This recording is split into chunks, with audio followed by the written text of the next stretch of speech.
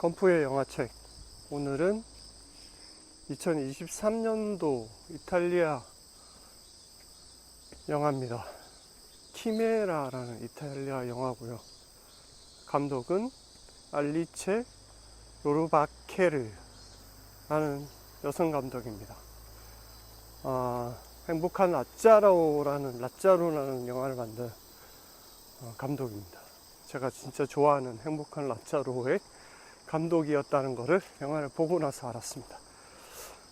키메라라는 영화 대략의 줄거리는 영국의 한 젊은 고고학자 아서는 사랑했던 여자와의 추억을 되찾기 위해 마을로 돌아옵니다.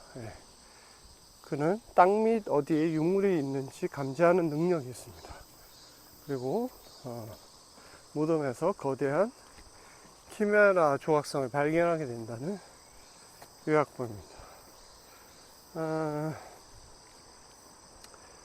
우리가 키메라 하면 그리스 신화에 나오는, 이게 2023년도 개봉작이고 80년대 이탈리아를 배경으로 하고 있습니다. 76회 칸 영화제 경쟁 부문에 올랐고 행복한 라짜로를 만든 감독입니다. 키메라 그리스 신화에 보면 등장하는 괴물인데, 머리는 사자, 몸통은 염소, 꼬리는 뱀의 모습을 하고 있습니다. 이탈리아 사실 도굴꾼 속에 한 영국인이 있는 거죠. 근데 이 사람은 우리가 흔히 그 수맥을 찾는 어떤 것처럼 땅 속에 있는 유물을 찾는 어떤 영적인 능력을 가지고 있습니다. 그렇게 봅니다. 우리가 수맥 찾을 때 어떤 기구 같은 거 이용하는 것처럼 이 사람은 나뭇가지, T자로 된, V자로, Y자로 된 나뭇가지를 가지고 유물을 찾습니다. 그래서 도굴꾼이 되었죠. 같이 하고 있고, 근데 그는 어떤 자신을 떠난 한 여인을 찾고 있기도 합니다. 찾는다고 설정은 되어 있지만 거의 그냥 설정상의 그녀라고 보는 게 맞습니다.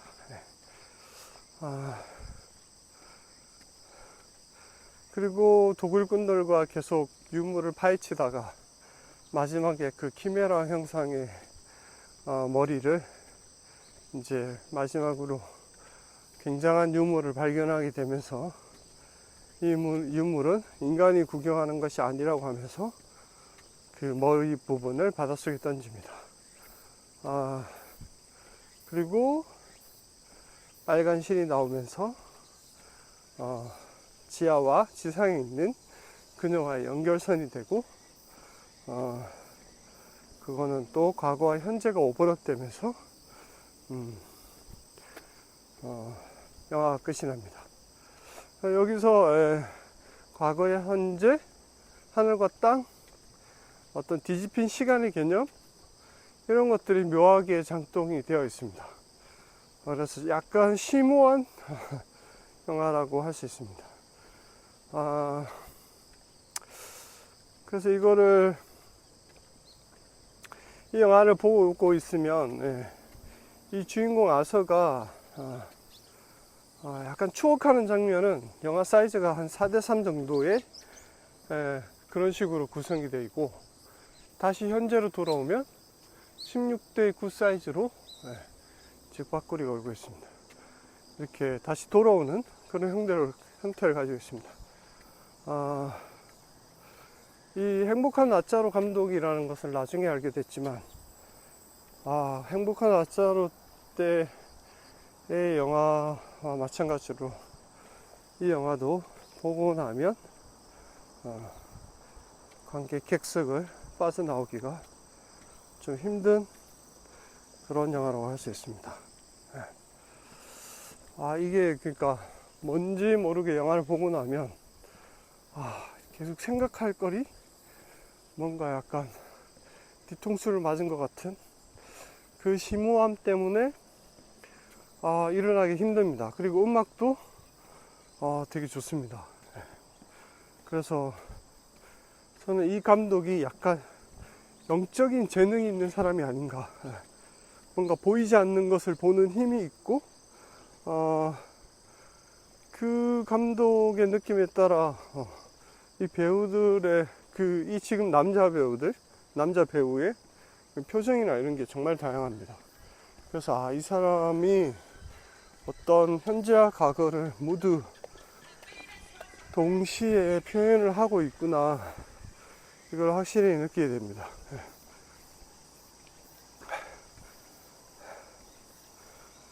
과거의 그녀라는 존재는 실제로는 그냥 대상으로만 존재를 합니다.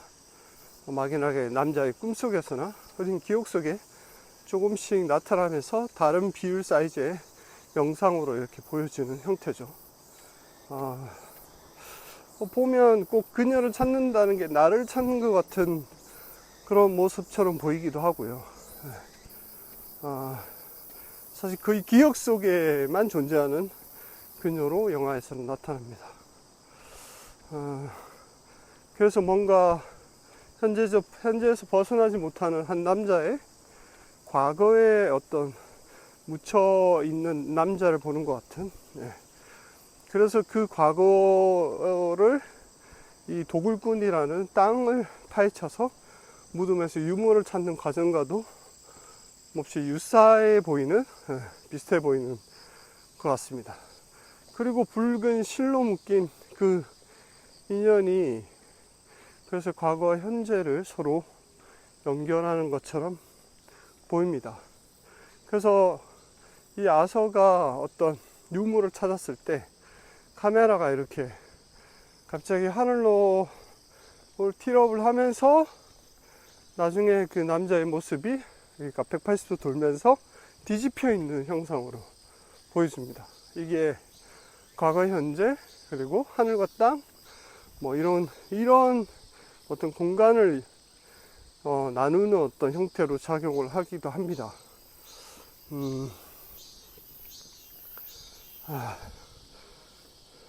그리고 사람들이 그 첫 장면에서 기차에서의 어떤 장면들처럼 막 이렇게 계속 바라봅니다. 바라보는데 한 사람씩 뭔가 사라져가죠. 그리고 나중에 기차에서의 장면 중에서는 사람들이 이 사람 키 크고 뭐 이상한 사람이다 이러면서 쳐다보다가 다 자기 객석으로 돌아가는데 개 한 마리만 딱 남아있는 그런 장면이 있는데 굉장히 독특해 보였다. 약간 이방인으로서의 어떤 낯선 모습, 과거를 바라보는 현재 사람들처럼 그렇게 해서 대상화해서 어떤 이 사람을 보고 있는 것 같다.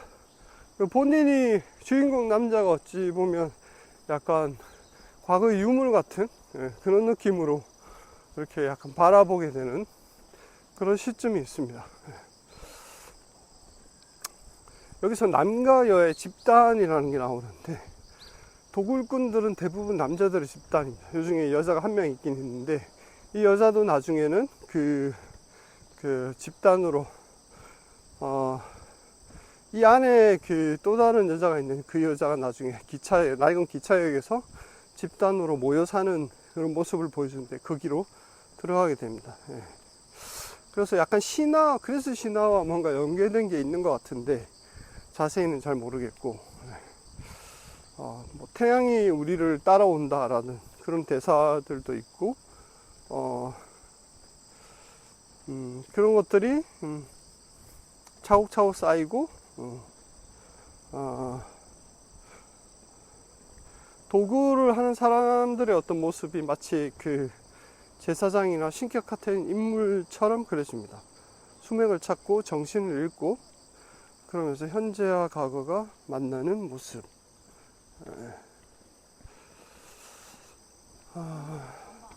그리고 마을 축제에서 뭔가 여성 복장을 한 남성들의 어떤 모습들이 그려지기도 하고, 그 피아노를 가르쳐 준다는 그 성 안에 사는 그 여자분은 모두 친척들이 다 여자들로만 이렇게 구성이 되어 있습니다. 그리고 나중에 그 피아노를 배우러 왔던 그 여인도 낡은 기차역에서 여성들로만 모인 그런 집단 세계를 구축하고 있습니다. 그래서 뭐 이 영화는 약간 과거와 현재, 하늘과 땅, 약간 뒤집힌 공간, 그리고 땅을 파는 도굴꾼들, 그리고 땅에 묻혀있는 유물, 이런 것들을 얘기하면서 땅과 하늘, 과거, 현재, 삶과 죽음이 공존하고 그런 시공간을 초월한다라고 얘기를 하고 있는 것 같습니다. 그래서 과거가 현재가 만들어낸 흔적이고, 과거의 시간 속에 묶여서 끊임없이 자꾸 갈구하는 한 남자의 모습은 인간이 시간에 의존하고 끊임없이 삶의 의미를 찾는 마치 과정처럼 보이기도 합니다. 그래서 그 남자가 찾는 그녀의 어깨에는 태양의 신처럼 보이는 태양이 그려져 있고,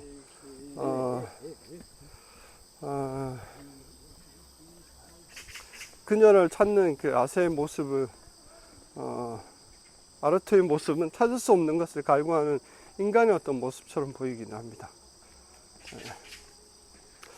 그리고 약간 불을 밝히다, 이런 개념이 있는데, 담배를 피우기 위해서 라이터를 막 찾고 가스 버너에다가 불을 켜서 담배를 붙이고 하는 장면들이 나오고, 무덤에서도 어둠을 밝히기 위해서 초와 그리고 후레쉬로 어둠 속을 이렇게 파고 들어가는 그런 장면들이 나오고,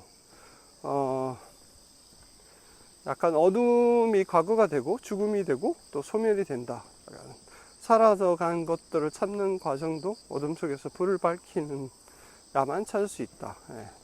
죽음을 통해 살아있는 것들이 어둠 속에서 세상 밖으로 나온다. 죽음은 곧 새로운 시작이고 도굴꾼들의 돈이 되고, 아서에겐 과거와 현재가 만나는 과정이 된다. 그래서 여기에서 동적 평형 같은 얘기가 약간 비슷하게 나오는데, 내가 소멸하면 그녀를 언젠가 만날 수 있다. 죽음을 통해서 다른 존재가 다시 태어난다. 뭐 이런 개념들이 막 이렇게 혼재되어 있습니다. 그래서 영화를 다 보고 나니까 행복한 라자로와 굉장히 유사한 측면들이 굉장히 많습니다. 이 남자 주인공 아서, 제가 계속 아서라고 하지만 실제 이름 거기서 아르투라고 이렇게 얘기하는데, 라자로의 그 주인공과 굉장히 유사한 측면이 많습니다. 사람들에게 이렇게 뭔가 이용당하는 어떤 캐릭터. 라자로는 거기서 뭐 약간 노동을 착취당하는 그런 캐릭터로 나오고, 여기서도 도굴꾼들에게 계속 어떤 자신의 재능을 이용당하고 있죠. 나중에 버림받기도 하고, 다시 그래서 다른 그룹에 들어가기도 하고 막 이런 장면들도 있고, 여기서 아서도 굉장히 초라한 집에 삽니다. 라자로도 마찬가지였지만 초라한 성 밖에 아주 담벼락에 작은 허름한 집에 이렇게 살아가는 모습도 좀 유사하고, 그리고 이 사람들이 나중에 다 쫓겨납니다. 여기서 지금 아르투도 마찬가지고 쫓겨나죠. 자기 집을 잃고 쫓겨나고, 라자로에서도 쫓겨나는 것처럼 보이지만 어쨌든 탈출의 개념도 있지만 다시 도시로 가서 도시의 빈민이 되는 그런 구조를 가지고 있습니다. 그래서 그런 착취와 탈출, 하지만 도시의 빈민가가 돼서 다시 노동을 해야만 하는, 원래 자리에 돌아가야만 하는 그 어떤 아이러니, 이런 것도 또 있습니다. 여기서 아르투도 결국은 다시 도굴꾼이 되어야 되는 그런 상황이 되죠. 그래서 약간 삶은 뭔가 더 나아지고 더 여전히 좋아질 것 같지만 여전히 힘들고, 그 삶의 어떤 짐을 온통 짊어지고 살아야만 하는 어떤 인간의 어떤 운명 같은 모습을 보는 것 같기도 합니다. 그래서 라자루는 굉장히 슬프면서도 뭐라 그래야죠? 영적이고 비장함이 굉장히 서려 있는 영화라고 할 수 있습니다. 그래서 아르투의 마지막 장면에서 본인이 도구를 하다가 땅속에서 갇혀서 붉은 실을 찾게 되고, 그 붉은 실을 당겼을 때 작은 구멍이 생기면서 지상과 연결되어 있다는 걸 알게 됩니다. 근데 영화 초반에 지상에서 아르투의 그녀가 길을 가다가 옷이 뭔가에 걸리죠. 걸려서 그 붉은색 실이 계속 떨어져 나갑니다. 그리고 결국은 그 자신의 옷에 있던 그 실이, 붉은 실이 아르투가 지하에서 당기고 있는, 그게 계속 이렇게 끊어지지 않았죠. 당기고 있는 그 장면과 오버랩되면서 마지막에는 그녀와 아스가, 또 다른 지상의 아스가 서로 떠나가는 모습이 보입니다. 그러니까 이거는 완전한 자신의 어떤 지상에서의 소멸만이 연결은 돼 있지만, 소멸만이 지상에서의 새로운 삶을 살아가는 그런 어떤 대칭되는 구조처럼 그렇게 보여집니다. 지금 굉장히 철학적이죠. 철학적이고, 이거를 그래서 카메라 앵글이라든지 이걸 계속 뒤집는 그런 것도 있었고, 과거를 다른 앵글 사이즈로 보여주는 장면도 있었고, 땅 속으로 들어가서 지하 유물을 캔다는 것 자체가 어떤 이탈리아식 그리스 신화, 우리는 과거로 인해서, 과거와 함께 과거로 인해서 다시 살아가고 있는 것이다 라는 그런 어떤 그 공식을 얘기를 하고 싶었던 게 아닌가, 그런 생각이 듭니다. 그래서 이 감독의 영화는 또 다른 것도 봐야 되겠다. 행복한 낮자로를 보면서 정말 대단한 영화라고 생각했었는데, 진짜 관객들이 막 박수를 치시더라고요. 근데 뭐 약간 종교적인 것도 있지만, 그 다음에 감독이 누군지 찾아보지 않았는데 이 키메라를 통해서 이 영화의 감독이었다는 것을 알게 됐습니다. 그래서 몇 편이 뭐 더 볼만한 영화들이 있는데, 이 감독의 영화 중에, 그래서 또 찾아볼 예정입니다. 이 감독의 영화 중에서 행복한 더 원더스라는 초기 작품을 한번 봐야겠다는 생각이 들고요. 최근의 작품으로는 알레고리 이츠 남미라는 영화가 있네요. 그건 잘 모르겠지만 사람들의 어떤 평을 대략 볼까요? 마침내 아르투는 현재를 등지고 자신을 과거에 봉헌하기에 이르렀다. 이동진 평론가는 묻혀버린 시원의 향수와 사라져버린 고전의 향취를 희고하는 몽환의 발걸음이라고 썼습니다. 비슷한 얘기들이죠. 영화를 비롯한 예술의 고고학, 과거에 매몰될 것인가, 과거에 기생할 것인가, 과거를 전시할 것인가, 이런 얘기도 있고.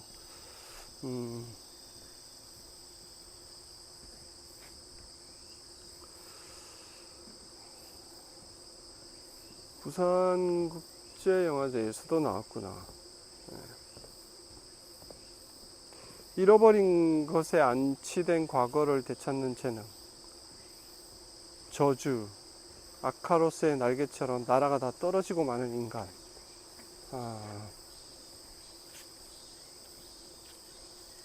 소멸해간 것들의 사이를 뒤집고 유명한 끝에 닿은 실, 그리고 필름이라는 유산. 이게 그리스 신화 얘기도 뭐 이렇게 많은가 봅니다. 태양을 묶은 홍사를 진 오르페우스.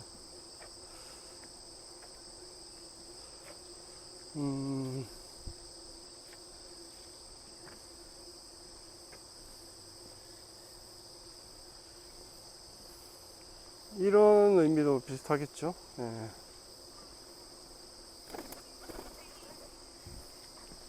나를 묻고 당신을 꺼내어 완성시키는 우리의 히스토리.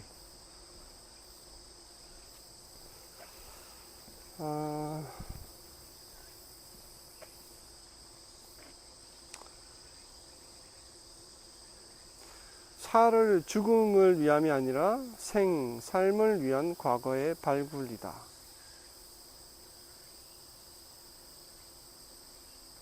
언젠가 유물이 될 것들, 순간들, 사람들, 이렇게 기이하고 낭만적인 경험은 처음이다 라고 했습니다. 와차의 한 줄 평들이었고요. 저는 사실 영화가 조금 난해하긴 하지만 너무 좋더라고요. 행복한 나차로에 막 생각이 막 밀려오는 그런 영화였습니다. 그래서 배우 표정이나 이런 것도 너무 좋고, 그래서 꼭 추천드리고 싶습니다. 저도 뭐 우연찮게 보게 됐지만 히메라라는 영화를 오늘은 건포의 영화책에서 얘기 들었습니다. 행복한 나차로와 꼭 같이 보셨으면 좋겠다 라는 생각이 듭니다.